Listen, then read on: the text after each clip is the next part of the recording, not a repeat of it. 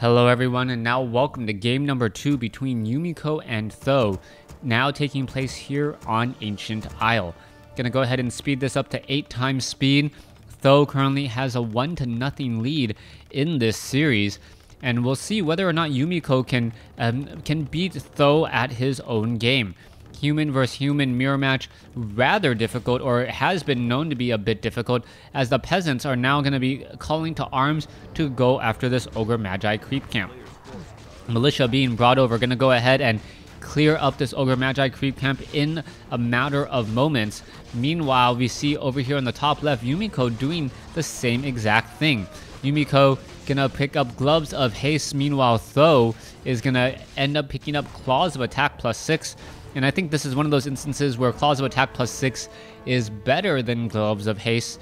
I think Gloves of Haste is a 15% attack increase, or attack speed increase, while the Claws of Attack +6 is close to a 25% damage increase. So very, very nice for Th000 to actually come out ahead, even though they pretty much went after the same creep camp. Alright, Archmage sitting at level 2 now. Finally getting that Brilliant Aura. Meanwhile, Archmage over here is sitting at level 2 as well.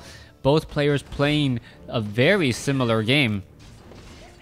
And we'll see when they actually cross each other's paths. Th000 was able to creep out much more effectively in game number 1, and that gave him a bit of an economic advantage, as we saw Yumiko was not expecting that expansion. Just because of that early lightning shield dealing that extra damage, it really looked like Th000 was just perhaps creeping the same exact creeping pattern as Yumiko was, but little did Yumiko know that he was significantly behind. Alright, we are now moving into this Drake creep camp over here on the bottom left, also bringing out a Troll Berserker. Troll Berserker needed in order to finish off this Red Drake.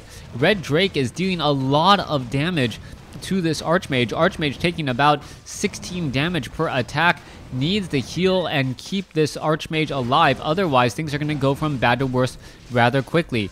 Alright, True Shot Aura now being added, and that means that the Archmage has +3 attack in addition to the Troll Berserkers, Water Elementals, and Troll Shadow Priests also getting a +2 attack.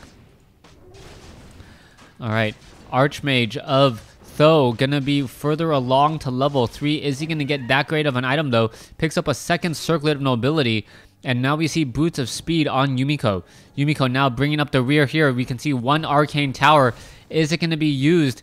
Is it going to be pressured? No, it is not, as it is completely surrounded on 2 sides by farms, making it rather difficult to surround the tower to take it down. Archmage now looking to back off by Yumiko. Yumiko unsure of what to be doing here at this point in the game, as he is still doing a little bit of cat and mouse chasing. Yumiko wanting to put pressure onto Th000, and Th000 with really no telltale telltale signs of what strategy he's going for. Earlier, you saw the call to arms and clearing out of those early gold mines for expansions, but that is not the strategy that Th000 seems to be executing. Th000 now backing away with his lower hit point units, as the Water Elemental is now being dropped off once more. Both sides pretty much having the same number of Water Elementals at the same time. Let's take a look at this. Yumiko gonna end up losing one Water Elemental due to time life, and there is still one Water Elemental left. Back over here, Footmen, Troll Berserkers now making their way over to the top left. Meanwhile, Footmen are now making their over to the top left as well. Everyone heading back home in order to regroup. Alright, Footmen now gonna be meeting in midfield, and it looks like Yumiko may pick off a free Footman here if he is careful. Nope, that Footman is going to be able to back off, as the rest of the Footmen created a bit of a wall, preventing the Archmage from getting that all-important shot off. Meanwhile, double Water Elemental is being used to clear out the no warding creep camp. This is going to be a very, very hard spot to try and creep out, especially with no other ground units. The Water Elemental really, really needs all of its hit points to deal with that very expensive very high damage Drake. 36 to 47, as we now have double water elementals going after the red drake here. Tho does not have level 2, as we now see the water elemental, unable to finish that off there. And now you see the water elemental just trying to put on pressure. If Yumiko can get the kill and perhaps the item, that would be a very, very big deal. And oh no, it was stolen. Tho actually able to steal the last bit of experience right there, and was able to get that much closer to level 4, and now hits level 4 in a dramatic fashion. One full level over his opponent, and this time around Tho does have a significant advantage, as Tho is sitting on the hero advantage, level 4 and level 1, against a Mountain King that has not shown up yet. With no Mountain King on the field, Yumiko is going to be hurting for a bit of time. The Mountain King, such an integral part of the human army, as we now see him go into this creep camp here, this 5-3-3 creep camp. Militia may be brought over in order to set up the expansion, and yes, that is exactly what is happening as the Archmage backs off to give more experience to that Mountain King.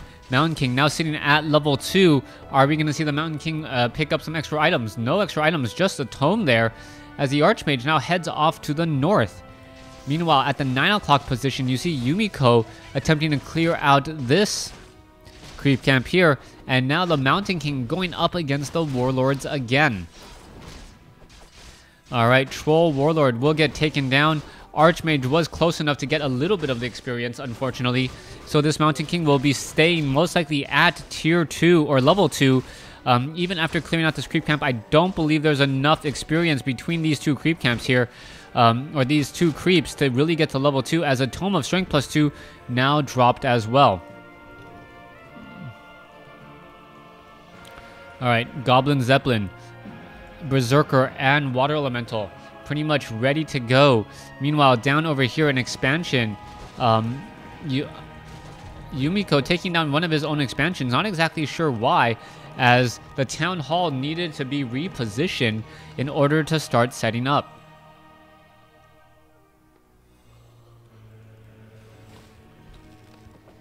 Footmen now making their way inside the base, looking to finish things off.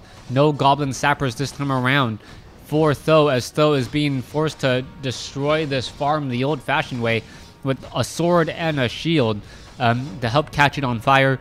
Those swords must be made of flint or something, as I don't know how hard I would have to hit my sword against a farm to get it going and catch on fire.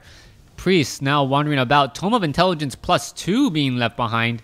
That is a big deal. Extra mana on a Mountain King, extra 30 mana on a Mountain King, or perhaps more mana regeneration, and that could be the difference between victory and defeat.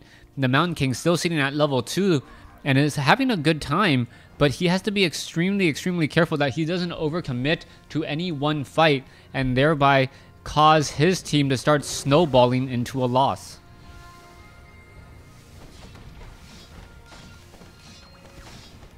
Alright. Priest shooting bits of damage. Militia, Footman, Priest now making their way over. A beautiful Stormbolt by the Mountain King, and Mountain King now sitting at level 3 is going to have a very, very easy time going after all of these units. Mountain King now sitting at level 3, and now with the level 3 Mountain King, you can really attempt to take down unit after unit in an impressive fashion. Alright, there goes another unit there. It looks like there goes a Priest, and both sides are really just sticking it to their opponent as another Footman gets taken out as well. Double casters, 497 gold to go. 57 gold to go, and 57 supply to go, and 460 gold to go. And this is still looking really, really impressive by Tho. Tho has been able to hold on to this expansion in both games, and has really been able to make his opponent punish, or excuse me, this expansion off over here, really be able to just punish your opponent. This is, wait, how much gold is here? 11.5. 11-6, yeah. So both sides really able to set up that base, and now you see that Yumiko is still sitting at level 4. Meanwhile, the Archmage is that much closer to level 5. Once we have a level 5 Archmage, things will pretty much be definitely in favor of Th000, as Th000 all of a sudden gets level 3 water elementals, that much bigger, that much stronger, and pretty much straight up that much better.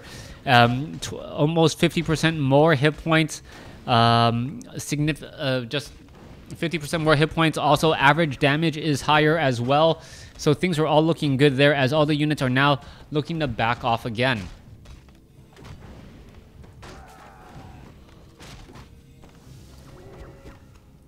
All right, Spellbreakers. Oh, Spellbreakers avoiding a bit of damage there. Mountain King now gets up to level 4, but the Mountain King cannot really do much. It does have mana, but he can't really do much, as he needs that mana to pick off units later. He doesn't want to use the mana to pick off Militia, even though I wouldn't call that a bad play whatsoever. There is a beautiful Thunderclap there, slowing down many of the units, and now the Thunderclap is actually forcing the Militia to go back.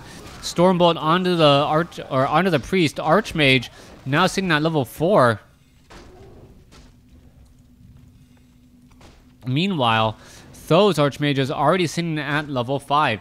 This expansion is going to be in serious trouble here if they're not careful. Both sides are fighting again. Archmage just tossing fireballs into this group, and this is not looking good. Spellbreakers now about to rush in here, perhaps to take down the Town Hall. Town Hall is going to be falling here in just a moment, and Yumiko will end up being down a base if he's unable to save it. The economic advantage for Th000 will then really take hold, as we see a level 3 Mountain King by Yumiko was taken out here, and we still see more and more units coming in from the Forest Troll Berserkers, the Spellbreakers, the Mountain King, Priest, and Archmage side. Th000 has this game pretty much in the bag. All he needs to do is close it and seal it, and he will be fine, barring any sort of crazy meltdown coming in from Th000. All right, Water Elemental taking a bit of damage. All right, a beautiful Stormbolt taking out one unsuspecting peasant, as the Mountain King now heads off to the north and is attempting to pressure the main base, and thereby relieving pressure here at this expansion. All right, the main attack force has now arrived. Arcane Vault is right there. Is the Arcane Vault going to be able to do or sell any more items? I don't believe so, as we now have Spellbreakers, Priest, one Ogre Mauler with an Archmage and a Mountain King fighting the fight. Yumiko looking to finish things up here. You can see peasants are now making their way over. No, gonna go ahead and do a call to arms, looking for a little bit of a squeeze play. And there you have it. There is the squeeze play, but not very squishy at all, as only a handful of peasants die, and the Spellbreakers are still a bit out of form and out of shape, getting caught up right behind each other. Mountain King of Yumiko is being resurrected, will be out in the next, I believe, 15